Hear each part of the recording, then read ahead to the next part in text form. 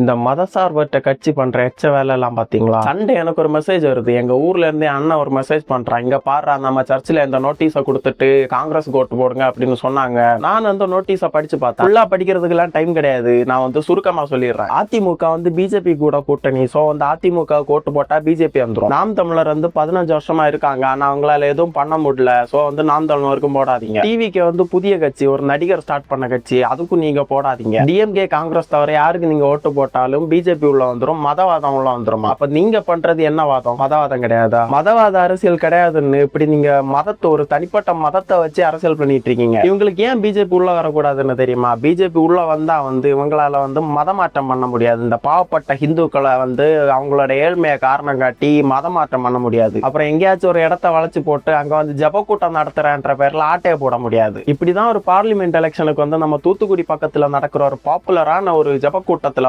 ஒருத்தர் இந்த காங்கிரஸ் ஓட்டு போடுங்க, பிஜேபி ஓட்டு போடாதீங்க அப்படின்னு அங்க லட்சக்கணக்கான பேர் கூடி இருப்பாங்க. அந்த இடத்துல அவங்க கிட்ட சொன்னாரு. உங்ககிட்ட யாரு சொன்னது ப்ரூஃப் சொன்னீங்கன்னா அதுக்கு ஐ விட்னஸே நான் தான். அப்ப என்கிட்ட போன் எல்லாம் கிடையாதுன்னா சின்ன பையன். அப்ப எனக்கு அரசியல்னா அவ்வளவு என்னன்னு தெரியாது. சோ அது நார்மலான விஷயம் நினைச்சு விட்டேன். தூரத்துல மத அரசியல் நடந்துட்டு இருந்தப்ப நான் அப்படியே பார்த்துட்டு விட்டுட்டு தான் இருந்தேன். எப்போ என் கண்ணு கேட்டின தூரத்துல அது நடக்குதோ அப்ப அதை பத்தி நம்ம பேசிதான் ஆகும். நாங்க ஒரு பூர்வீக ஹிந்து. எங்களோட ஏழ்மையை காரணம் காட்டி எங்களை மதமாற்றம் பண்ணிட்டாங்க. எது இந்த மத அரசியல் பத்தி ஒரு நோட்டீஸ் விட்டுருக்காங்கல்ல, காங்கிரஸ் ஓட்டு போட, இதே சர்ச்சில் தான் எங்களை மதமாற்றம் பண்ணாங்க. நான் சொல்ற விஷயத்தால நிறைய பேருக்கு என் மேல வெறுப்பு வரலாம். என்னோட ஊர்ல இருக்க எல்லா கிறிஸ்டியன்ஸும் மதமாற்றம் செஞ்சவங்க தான். ஒரு தலைமுறைக்கு முன்னாடி அவங்க வேற மதத்துல தான் இருந்தாங்க. அதுக்கப்புறம் தான் அவங்க கிறிஸ்டியனா மாறினாங்க. சோ இந்த மாதிரி எச்சா வேலை எல்லாம் பார்க்க முடியாதுன்னு தான் எங்க சர்ச்சுக்கு போறவங்க கிட்ட எல்லாம் டிஎம்கே காங்கிரஸ் ஓட்டு போட சொல்றது. ஒரு கட்சிக்காக பிரச்சாரம் பண்ணணும்னா அதுல அடிப்படை உறுப்பினரா இருக்கணுமா? இந்த எலெக்ஷன் கமிஷன் என்ன பண்ணுதுன்னு தெரியல. எல்லா சர்ச்சு மசூதியில எல்லாம் நல்லா